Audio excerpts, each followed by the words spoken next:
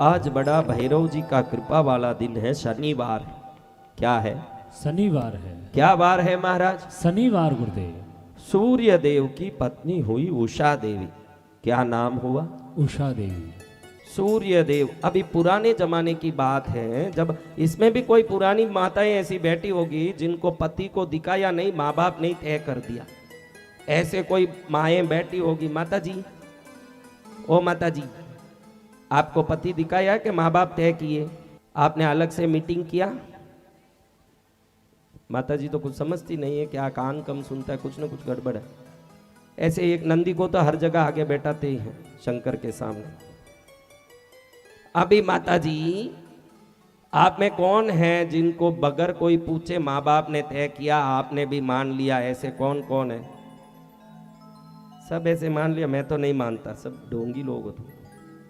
लेकिन आजकल देखिए महाराज, बच्चे को पहले से ही बच्ची दिखाना, बच्ची को पहले से ही बच्चा दिखाना। अभी उस जमाने में ये सब शादी किए बिना कोई देखे, ये सुखी है कि दुखी है महाराज? और आजकल 5 दिन में 10 दिन में वापस आ जाते हैं कि सुखी है महाराज? हाँ, दुखी। बात बात में झगड़े, बात बात में क्लेश। आजकल मीटिंग पहले कराओ 5 स्टार में, वो भी ले जाओ चंडीगढ़ में, अशोका में, ताज में मीटिंग कराइए। पहले मीटिंग कराएं, फिर सेटिंग कराएं, लास्ट में फिटिंग कराएं, इसलिए कटिंग भी जल्दी हो जाए। उस जमाने में कुछ दिखाते नहीं थे महाराज। क्या नहीं करते? दिखाते नहीं। उनको ये विश्वास था कि मेरा पिता है तो मुझे कुएं में थोड़ी डालेगा, मुझसे ज्यादा मेरा वो ध्यान रखता है तो मेरे को सर्वोत्तम चीज ही लाएगा, ये विश्वास पहले था। आजकल पर्सनल चॉइस पर जाते हैं। किस पर जाते हैं? Personal choice. हाँ, दोनों मिलके। क्या पर्सनल चॉइस? खुद का पर्सनल नहीं। दो आजकल लड़के लड़की मिलते हैं, तुझे कौन सा हीरो पसंद है, तुझे कौन से, खुद को क्या पसंद है वो कोई लेना देना नहीं। तुमको क्या पसंद है? लड़की बोले मुझे सलमान खान पसंद है। अगर उसको सलमान खान पसंद होगा तो फिर तेरा पसंद क्या इस काम का आएगा फिर बाद में? हाँ, ऐसे अलग अलग पसंदों की बातें करें, ये करें वो करें। वो जमाना था जब उषा देवी को सूर्य देव के बारे में बताया नहीं था और शादी करा दी। उषा देवी जब घर आई तो देखी कि सूर्य लोक में इतना गर्मी है कि सूर्य देव के शरीर की गर्मी करोड़ों योजन तक जा रहा है। ये देखी कि मैं कैसे उसको सहन करूंगी, मैं तो मेरे पति की पतिव्रता बनने आई हूं, लेकिन कितनी भी बड़ी पतिव्रता, उधर जाते ही झुलसती हूं मैं। अब ये झुलसते शरीर को लेके मैं कहां जाऊं महाराज? बड़ी तड़पने लगी। लेकिन आप होते तो क्या करते? बहुत गर्मी, पति के पास जाए, जलने लगे तो क्या करें महाराज? बोलो। हाँ, डाइवर्स नोटिस। क्या करें? नोटिस। हाँ, वो तो सती थी। एक बहुत सोच के एक उपाय निकाली कि मेरा ये जो शरीर है ये इस गर्मी को सहन नहीं कर रहा है, लेकिन मैं एक शरीर इसमें से निकालूंगी, वो शरीर इसकी सेवा करेगी अपने मंत्र शक्ति से, क्योंकि वो देवी थी। अपने दिव्य शक्ति से अपने जैसे ही एक प्रतिरूप को निकाला, उस रूप को पति के सेवा में रख दिया। क्या कर दिया? पति की सेवा में। और ये हिमालय के मेरू पर्वत के पास जाके घोड़ी बन के, अश्विनी बन के तपस्या करने लगी। इसको सूर्य देव को जो पुत्र हुए वही अश्विनी कुमार हैं। अश्विनी कुमार जो हुए ये यही हैं जो इस उषा देवी के अश्व बनने के बाद हुए। वो बात की कथा, इस कथा में वो नहीं है, लेकिन देवी भागवत में क्या आता है ये सुनिए आप। अब ये जो देव सूर्य देव थे, कभी सोचे ही नहीं कि ये डुप्लीकेट देवी है। अभी उनकी सेवा जो कर रही थी असली पत्नी थी कि प्रतिरूप था? वो प्रतिरूप, उसका छाया होने से उसका नाम छाया देवी पड़ा। ऐसे सूर्य देव की 2 पत्नियां हुई है, उषा देवी और छाया देवी, 2 हुए। अब ये छाया देवी सेवा करने लगी। छाया का रंग क्या है माता जी? काला। हाँ, काला गुरुदेव।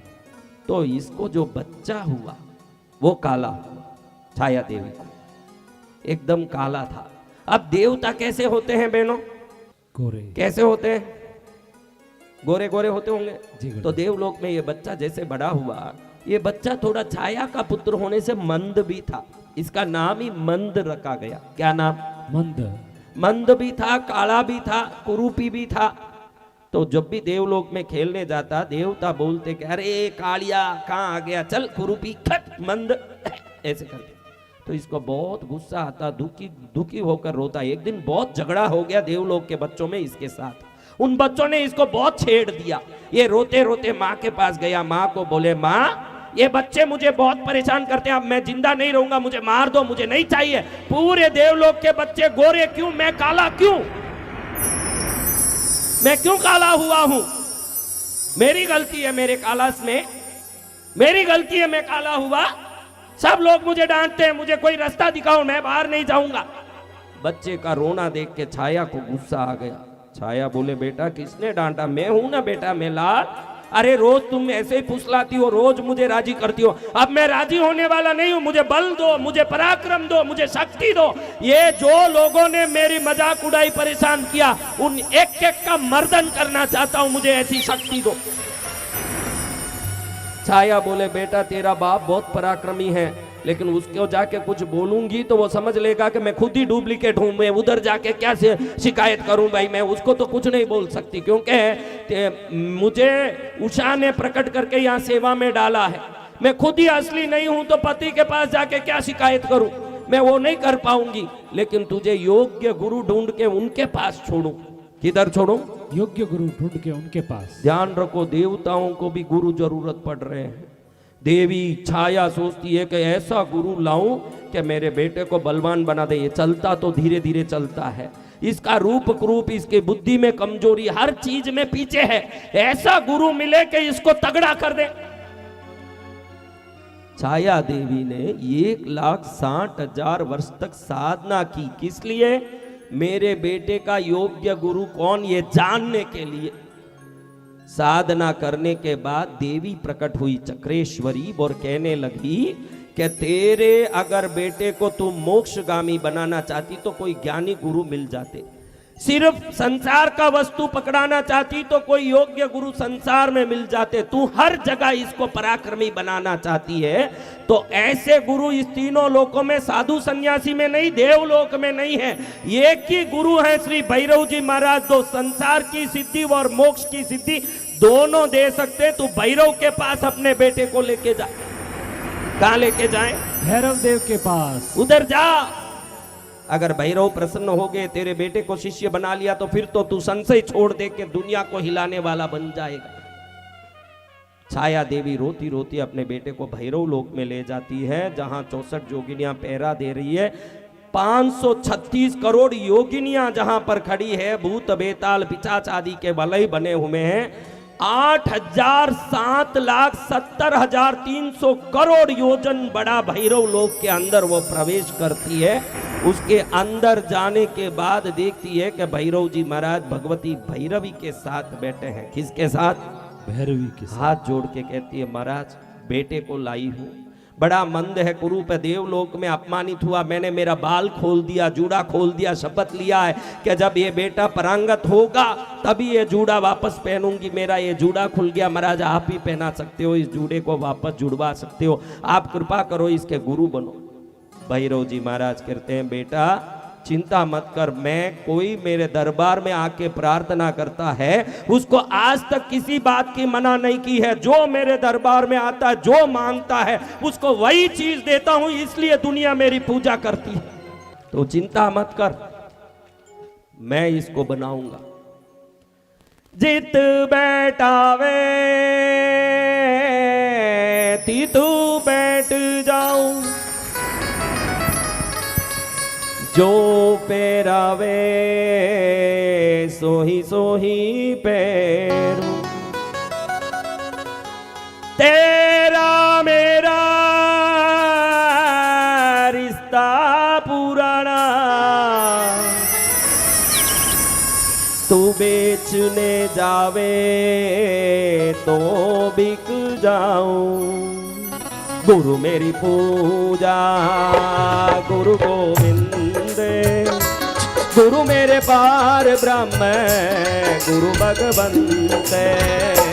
गुरु मेरी पूजा गुरु गोविंद, कि गुरु मेरे पार ब्रह्म गुरु भगवंत। गुरु मेरी पूजा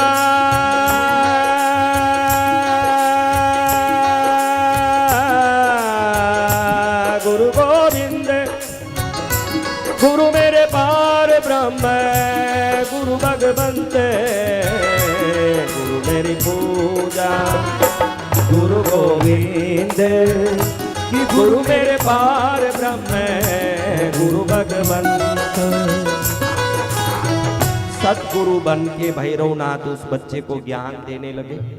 अक्षर सिखाने वाला व्याकरण ज्ञान, शब्द सिखाने वाला मीमांसा ज्ञान, गुण सिखाने वाला संस्कार ज्ञान, ज्योतिष सिखाने वाला नक्षत्र ज्ञान, भूगोल सिखाने वाला भूमि विज्ञान, समुद्री जीवों का विज्ञान सिखाने वाला जलचर विज्ञान, थलचर विज्ञान, खेचर विज्ञान, भूचर विज्ञान, मंत्र विज्ञान, तंत्र विज्ञान, यंत्र विज्ञान, सिद्ध विज्ञान, गुण ज्ञान, पराक्रम विज्ञान, अस्त्र विज्ञान, शस्त्र विज्ञान, युद्ध विज्ञान, विज्ञान विज्ञान, आकाश विज्ञान, पाताल विज्ञान, तलातल विज्ञान, रसातल विज्ञान, सामुद्रिका लक्षण विज्ञान, रूप विज्ञान, हस्तरेखा विज्ञान, ज्योतिष विज्ञान, शस्त्र विज्ञान, मत्स्य विज्ञान, मकर विज्ञान, गान विज्ञान, गण विज्ञान, अंत विज्ञान, अनातन विज्ञान, सनातन विज्ञान, परात्पर विज्ञान, परात्पर परम विज्ञान, परमेश्वर विज्ञान, विघ्नेष्ट विज्ञान, सर्वरेखा विज्ञान, सर्व सुलभ विज्ञान, सर्व रत्न विज्ञान, सर्व श्रेष्ठ व्यापार विज्ञान, कौशल महाकौशल, दिव्य कौशल, युद्ध कौशल, यौद्ध कौशल, महाकौशल, शुद्ध कौशल, सौमिका कौशल, सनातन कौशल, सर्व कौशल, सर्वेतर कौशल। ब्रह्मांड में जितने प्रकार की सिद्धियां हैं सब उस बच्चे को सिखाई। मंद बुद्धि वाला बच्चा एकदम पराक्रमी सर्वोत्तम बन गया। क्या बन गया? गया कैसे था? कमजोर। कैसा गया था महाराज? बिल्कुल कमजोर। अगर इस कथा पंडाल में पहले दिन आए हो और आज में आप में कोई भक्ति श्रद्धा जग गई हो तो समझना गुरु का आया हुआ सार्थक हुआ। जय जय गुरुदेव। जैसे गए वैसे ही रहे तो फिर संतों की कथा का कोई मतलब नहीं है। मतलब तो तब है जब आपके जीवन में संस्कार और सुधार आ जाएं, वरना कथाएं किस लिए? आज भी मैंने कहा कि किताबों के दुकान में कितने किताब लटक रहे हैं। इंडिया टुडे है, फेमिना है, महिला गृह शोभा है, कितनी पुस्तकें हैं। एक बार पुस्तक उठा के पढ़ो, अगली बार पढ़ पाओगे? न्यूज़पेपर रोज दुनिया भर के छप रहे हैं। प्रातः काल, दैनिक जागरण, भो केसरी, पंजाब केसरी, सरहद केसरी, दिल्ली केसरी, कश्मीर केसरी, कर्नाटक केसरी। अगले दिन वो पेपर वापस पढ़ पाओगे? पढ़ा हुआ कभी पढ़ पाओगे? नहीं गुरुदेव। एक पुस्तक खरीदा, वापस दूसरी बार पढ़ने मन करता जो दुकानों में लटक रहे हैं। लेकिन आज युगों से आज भी कथाएं चल रही है, वही कथा, वही इतिहास, वही प्रसंग आज तक वापस कैसे सुनते हो? क्योंकि इससे आपका परिवर्तन संभव है। सत्य वचन गुरुदेव। उन पेपर से, उन पुस्तकों से आपका कोई परिवर्तन संभव नहीं। इसलिए आत्मा कहती है कि अगली बार इसको हाथ मत लगा, ये बेकार की चीज है। और गुरु मुख से वाणी 1000 बार सुनो और मीठा लगे कि भाई इससे मेरा कल्याण निश्चित है। जिससे कल्याण है वो बार 1000 बार सुनने आत्मा स्वयं प्रेरित होता। सत्य वचन गुरुदेव। वरना कौन सुनने बैठे? भाई एक पुस्तक तो दूसरी बार नहीं पढ़ पा रहे हो। गुरु की कृपा से बहुत बच्चा तेजस्वी हो गया, प्रकाश निकलने लगा, काले हीरे की तरह चमकने लगा। भैरवनाथ जी ने उसको कहा, बेटा अपनी माँ को बुला लो, अब तुम निकलो, तुम्हारा लक्ष्य पूरा हुआ, तुम्हारा उद्देश्य पूर्ण हुआ, जिस काम से तुम यहाँ आए थे वो तुम बन चुके हो, निकलो अब। अपनी माँ को याद किया, छाया देवी प्रकट हो गई। देवता है भाई, याद करो तो आ जाए। ध्यान रखना, क्यों देव पूजा करना? कई लोग पूछते हैं, संसार सामने खड़े होके भी विमुख हो सकता है, देवता दूर होते हुए भी बुलाते ही दौड़े आ सकते हैं, इसलिए देव भक्ति करना। जय जय गुरुदेव। संसार सामने ही खड़ा रहेगा, तेरे बिना मैं नहीं, मेरे बिना तू नहीं, होंगे जुदा। 5000 मांग के देखना, जुदा हो जाएगा। हाँ, बहुत जो बातें करे, 5000 मांग के दिखना। पहले ही 1 मिनट पहले गीत गाया होगा, तेरे बिन मैं नहीं, मेरे बिन तू नहीं, होंगे जुदा। 5000 मांगा और हो गए जुदा। क्या हो गया? तो समझ लो, देवों की भक्ति इसलिए करना, वो दूर होके भी नजदीक है ना, संसार नजदीक होके भी दूर। ये फर्क समझ लो तो तुम्हारा कल्याण हो जाएगा। कभी कथा नहीं छोड़ोगे, कभी संत चरण नहीं छोड़ोगे, क्योंकि वो दूर होके भी नजदीक है। दुनिया नजदीक दिखाती है लेकिन आपसे बहुत दूर है। जब आपको तकलीफ आएगा तब मालूम पड़ जाएगा कि संसार का कोई व्यक्ति मेरा साथ नहीं है। और जब कोई साथ नहीं होगा, पद्मावती आपके साथ होगी।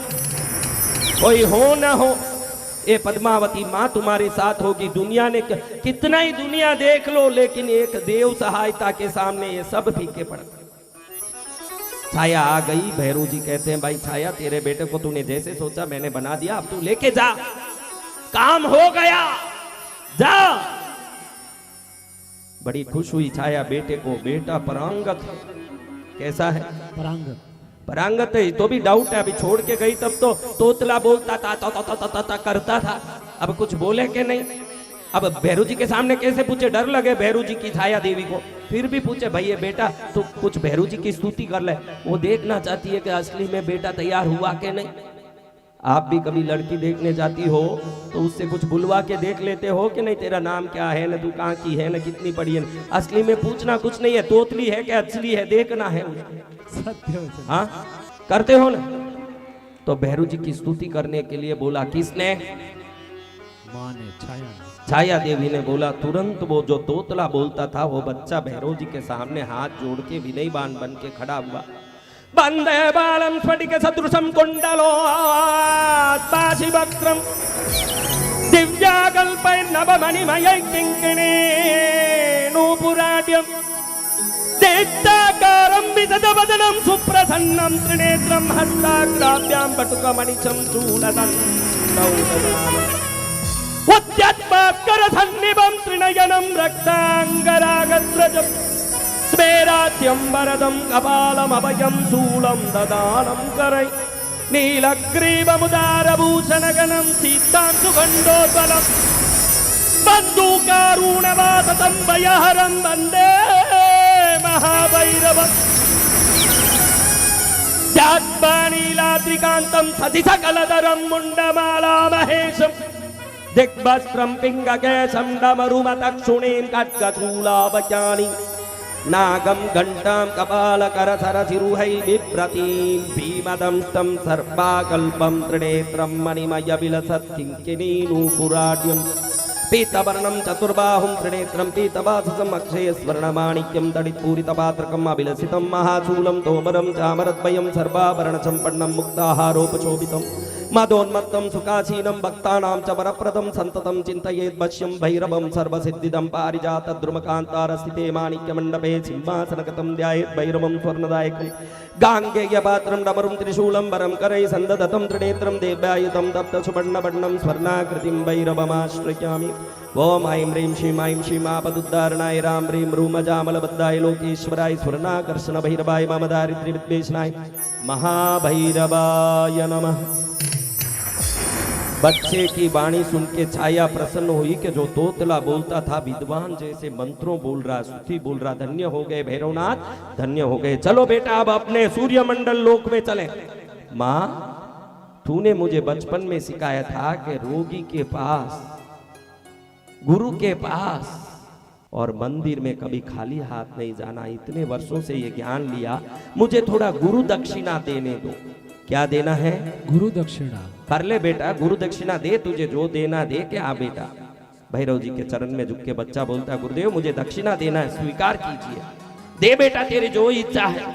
मेरे पास क्या नहीं है जो तू देगा, फिर भी तेरी इच्छा है, तू जो करना कर। बच्चे ने भैरव सिंहासन पर रखे हुए खड्ग तलवार उठाया। उसी समय अपना गर्दन काट के अपने को ही भैरव जी के चरण में दक्षिणा के रूप में दिया। बेटा, तुझे क्या प्राण गंवाने के लिए मैं यहाँ लाई थी? तुझे विद्वान बनाने लाई थी बेटा। अब मेरे ये जूड़े को कौन बांधेगा? मैं सदा जूड़ा खुला रख के फिरूंगी। अब अरे तू विद्वान बनेगा ये सोच के यहाँ छोड़ी, तू प्राण घुमा के क्या गुरु दक्षिणा दिया रे? हीरा पन्ना दे देता, सोना चांदी दे देता, मानक मोती दे देता। मेरे बेटे, ये अपने को घुमा के क्या गुरु दक्षिणा दिया? मेरा लाल तू एक ही एक मेरा बेटा, तू चले गया। अब मैं किसको बेटा बुलाऊंगी रे मेरे बच्चे?